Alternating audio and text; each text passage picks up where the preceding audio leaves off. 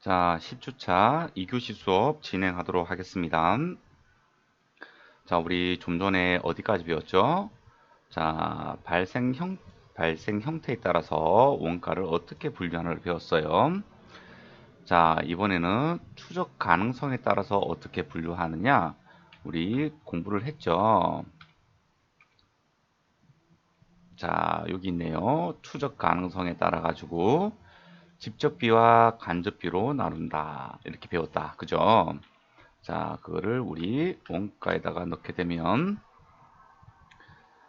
자, 재료비도 직접적으로 우리가 추적할 수 있는 게 있고, 추적할 수 없는 게 있겠죠?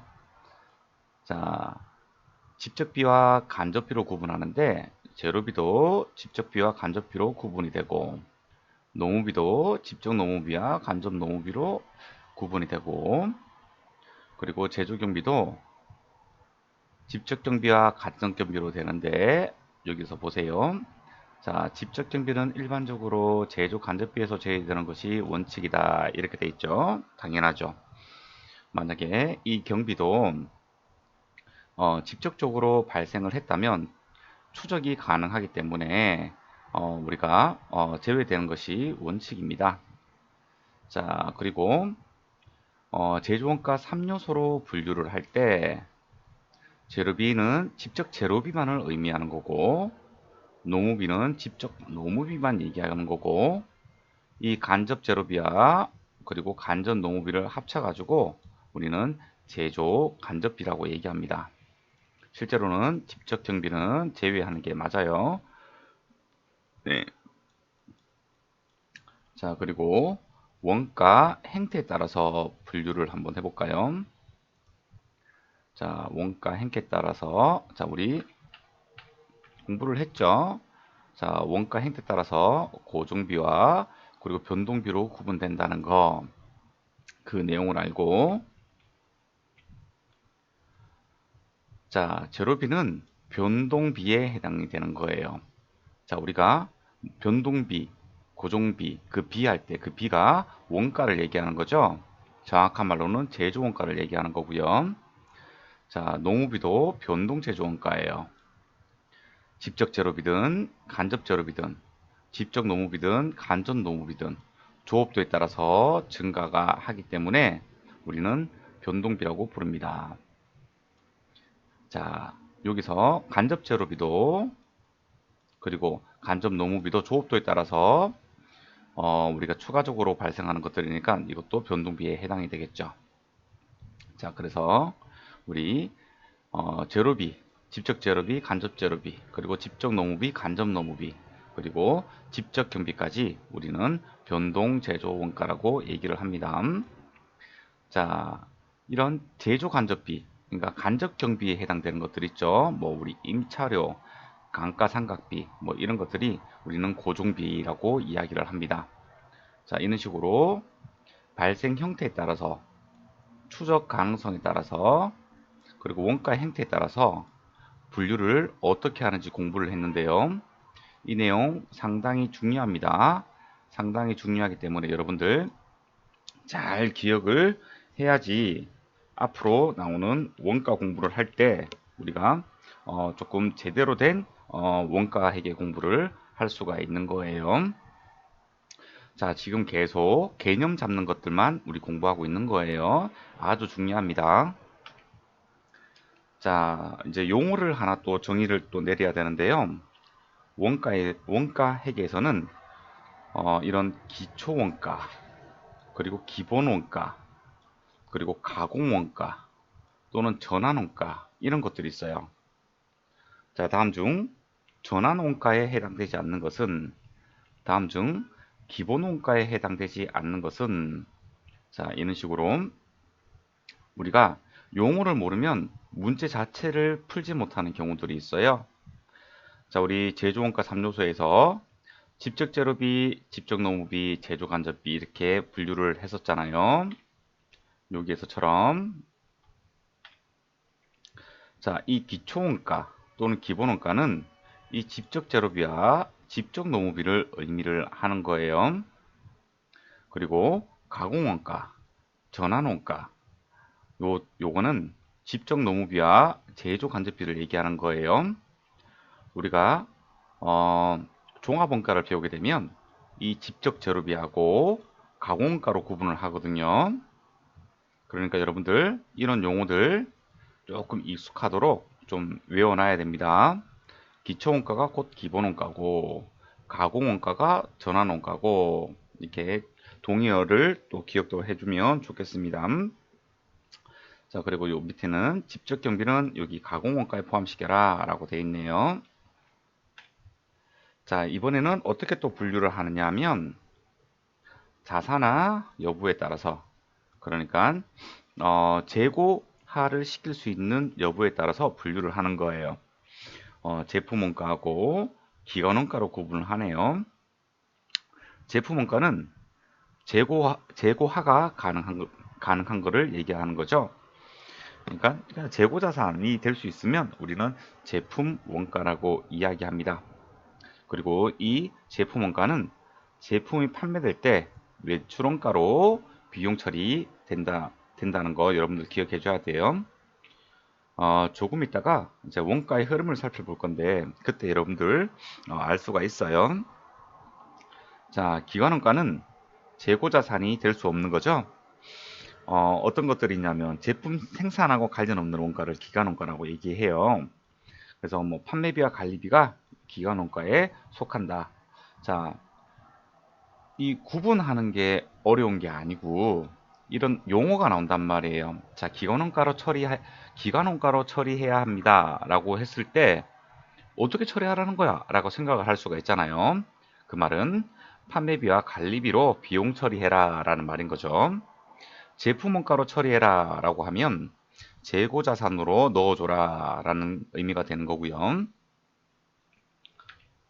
자, 여섯 번째, 의사결정에 따른 원가를 어떻게 분류하느냐, 요 내용도 중요하죠. 자, 우리 수준에서는 크게 뭐 큰 의미는 없는데 나중에 큰 공부를 하는 친구들은 어떤 CBF 분석이라든가 또는 관련원가 분석이라든가 이런 것들을 할 때 이 내용들이 상당히 중요합니다. 자, 어떤 용어들이 나오는지 살펴볼까요? 자, 관련원가 그리고 비관련원가라는 게 있어요. 자, 이 관련과 비관련에 구분하는 기준은 의사결정에 미치는지 여부로 판단하는 거예요. 의사결정에 영향을 미친다? 그럼 관련원가고 의사결정에 영향을 미치지 않는다? 그럼 비관련원가예요. 자, 구체적으로 관련원가에 대한 정의를 한번 살펴보면 이렇게 정의를 내리고 있습니다. 관련원가는 의사결정에 미치는 원가이다. 그리고 여러 대안 사이에 차이가 나는 미래 원가를 이야기한다. 그러니까 어떤 우리 예제 문제를 풀면서 설명을 해줄 건데요. 지금 팔았을 때 뭐 100만 원을 받는다면 뭐 50만 원을 더 투입을 해가지고 가공을 한 다음에 200만 원을 팔 수가 있다라고 했을 때 그 가공을 하는데 들어가는 추가 비용이 우리 관련원가겠죠. 미래에 지금 현재 발생한 게 아니죠. 의사결정을 하고 난 후에 나타나는 원가이기 때문에 미래 원가의 성격을 가지고 있는 거죠. 자, 관련 원가는 의사결정에 미치는 원가예요. 자, 그럼 비관련 원가는 의사결정에 미치지 않는 원가예요. 매번 원가, 이런 것들이 비관련 원가 중에 하나인 거죠. 자, 우리 메모론가 이런 얘기를 많이 들어봤어요. 자, 어떻게 정의를 내리냐면 과거 의사결정의 결과로 이미 발생된 원가예요. 자, 어떤 거냐면 지금 기계장치를 팔려고 하는데 그 기계장치의 장부 금액이 100만 원이에요. 그런데 10만 원을 더 투입을 해가지고 우리가 뭐 500만 원에 팔 수 있다면 그 10만 원에 대한 그 수선비 같은 것들은 관련원가고 그리고 우리 이미 기계를 샀잖아요. 그 과거에 기계가 필요해가지고 우리가 기계를 샀잖아요. 과거에 의사결정 결과로 이미 발생된 원가가 이미 산 기계겠죠. 이거는 지금 기계를 판다 안 판다에 영향을 미치지 않아요. 그래서 그 기계 장치의 장부 금액은 비관련 원가이면서 매몰원가에 해당되게 됩니다. 의사결정에 아무런 영향을 미치지 못하는 원가가 매몰원가라고 이야기합니다. 자, 기회비용입니다. 자, 기회비용 우리 이야기를 많이 들어봤죠? 자, 우리가 두 가지 대안이 있을 때 한 가지를 선택하게 되면 다른 한 가지는 포기를 해야 되죠. 그럴 때 이 포기를 하면서 얻을 수 있는 어떤 이익이 기회비용이라고 얘기합니다. 자, 포기해야 하는 대안에서 얻을 수 있는 순현금 유입액이 기회비용이라고 생각을 하시면 되겠네요. 자, 그럼 그와 관련된 우리 예제 문제를 하나 풀어볼까요? 자, 주식회사 한강은 기계장치 취득가액이 1000만원이고 감가상각 누계액이 200만원이다. 제가 워드를 하나 열어볼까요?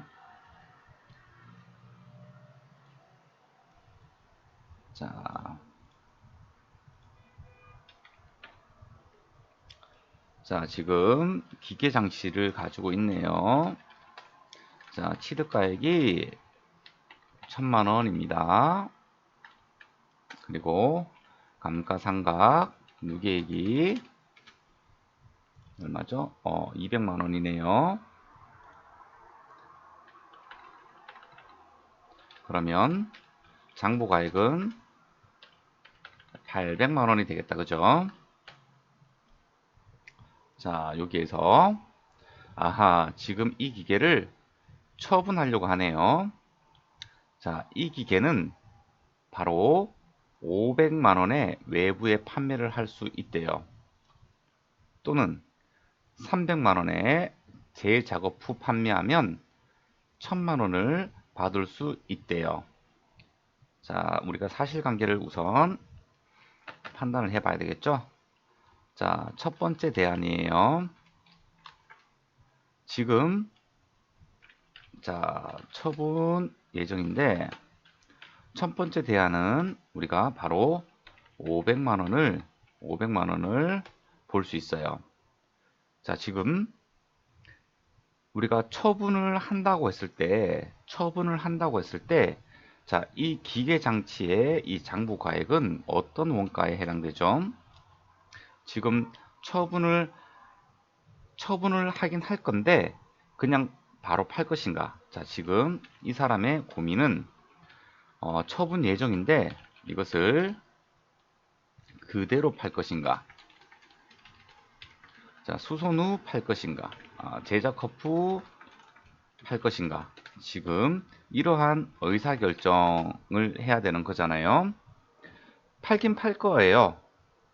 팔긴 팔 건데 이 제작업을 할 건지 말 건지를 결정해야 되겠네요.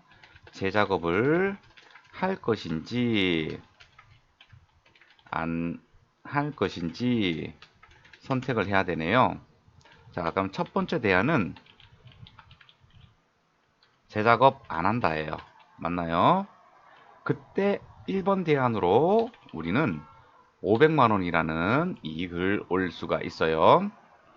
그런데 우리가 이 제작업을 할 것인지 말 것인지라는 고민을 할 때 이 장부 금액 800만원은 이미 발생한 원가죠. 영향을 미치지 않습니다. 그죠? 그래서 우리는 이것을 매몰원가 또는 비관련원가라고 이야기를 하는 거예요. 자, 두 번째 대안. 이번에는 제작업을 한다예요. 제작업을 하게 되면 어떻게 되냐? 1000만원을 받을 수 있대요. 근데 제 작업 금액이 300만원이네요. 자, 그러면 이익금은 얼마죠? 700만원이 되겠다. 그죠? 1000만원을 받을 수 있는데 300만원이 지출이 돼야 되니까. 그쵸?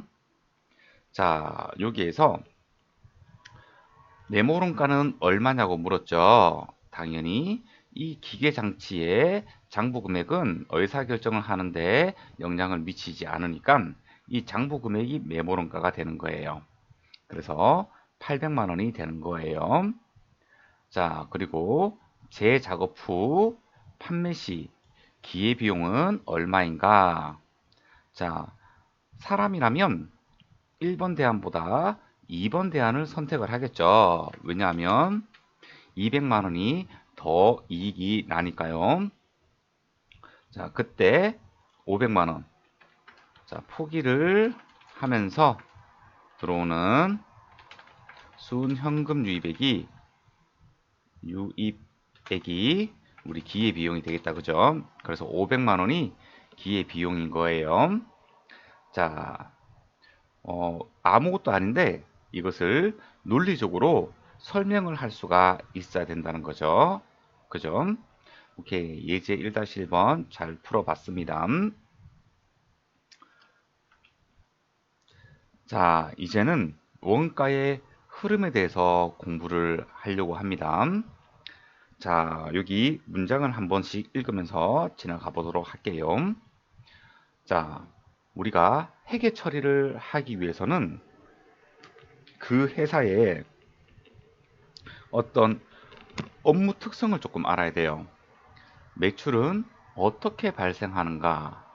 매입은 어떻게 발생하는가? 이런 것들을 잘 알아야지 올바른 회계 처리를 할 수 있고, 그리고 이제 그런 내용들이 이 원가 회계를 하는 데 있어서 상당히 많이 도움이 될 거예요. 자, 볼까요?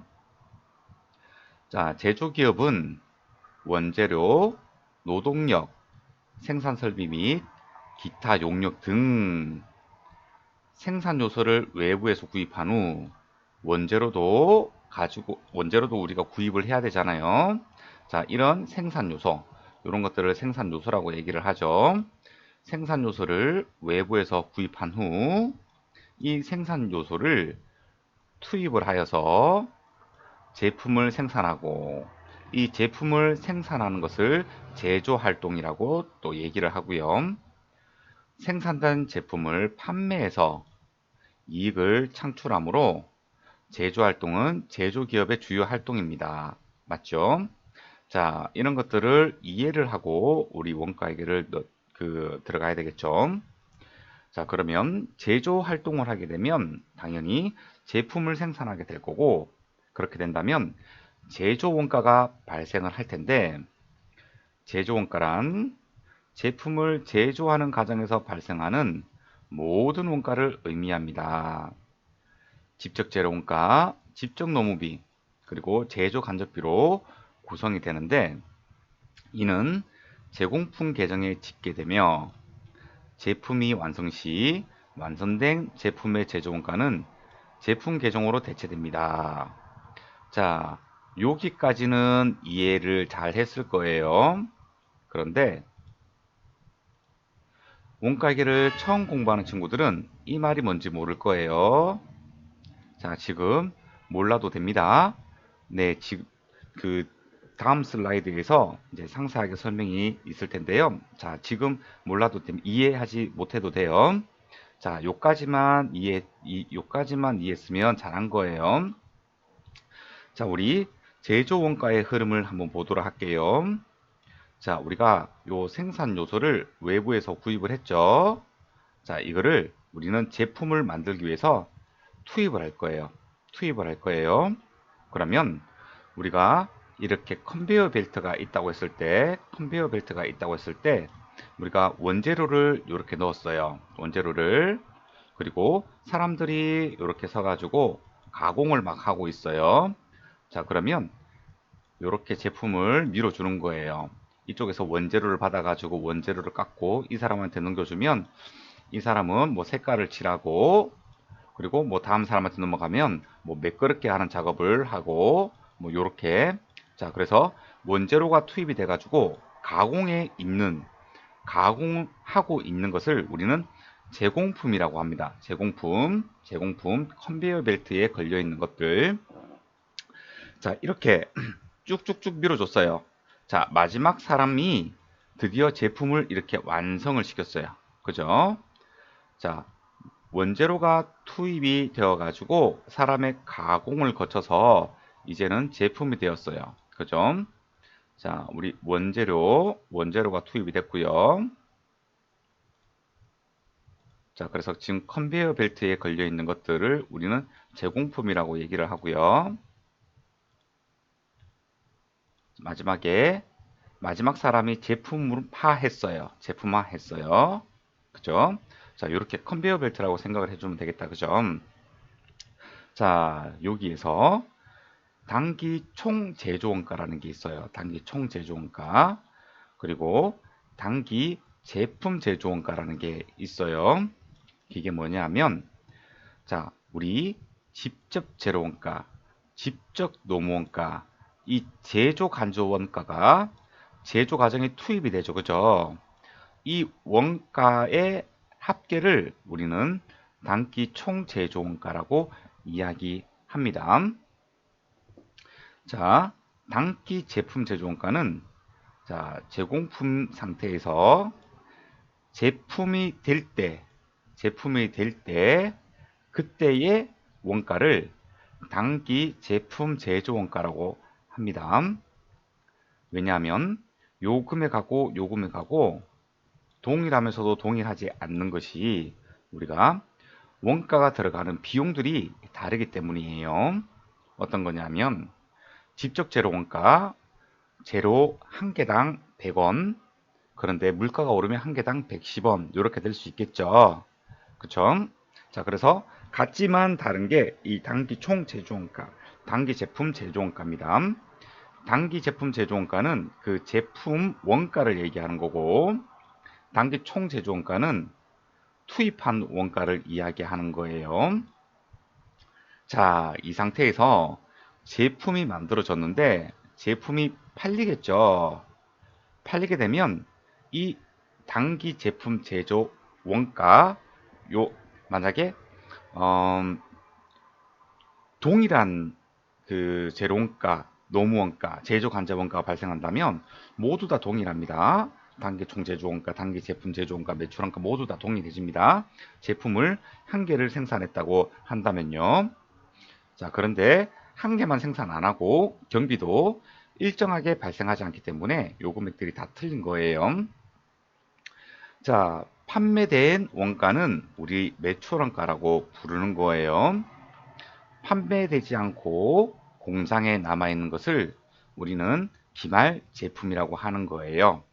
자, 그래서 이 매출원가는 손익계산서로 넘어가고요. 기말 제품 원가는 재무상태표에 기말 재고로 잡혀져 있겠죠.